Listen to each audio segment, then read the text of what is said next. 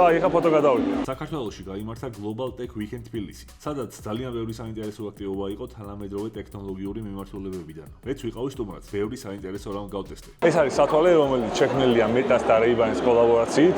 აქვს ფოტო და ვიდეო გადაღება და ასევე შეიძლება მოусმინო მუსიკებს და თუ გვერდით ადამიანი დგას, ის ადამიანი ვერ გაიგებს და შენ ისე უსმენო თითქოს სამდეში ისმის. ძალიან საინტერესოა. და მოკლედ ეს სათვალე რომ გიგეთია, თუ რაღაცის გადაღება უცებ მოგინდა ისე რომ მობილური სამოღებასაც ვერ ასწრებს, შეგიძლია ესე დააწვე და ეხა ფოტო გადავიდე. და შემდეგ ესე აპლიკაციაში ჩანს, რასაც გადაიღებ რამდენიმე წამში.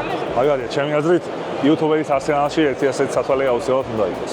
ეს არის Meta Quest 3 SE, ძალიან კომფორტული და ლამაზია. მე მქონდა Quest 2 ადრე, Hungry Man მომაჩუქეს და მესამეესთან ეხა პირველად მაქვს შეხება და ძალიან საინტერესო გამოცდილებაა. ასევე აქვს ძალიან მაგარი კინოთეატრის ვერსია, შეიძლება ფილმებს უყურო.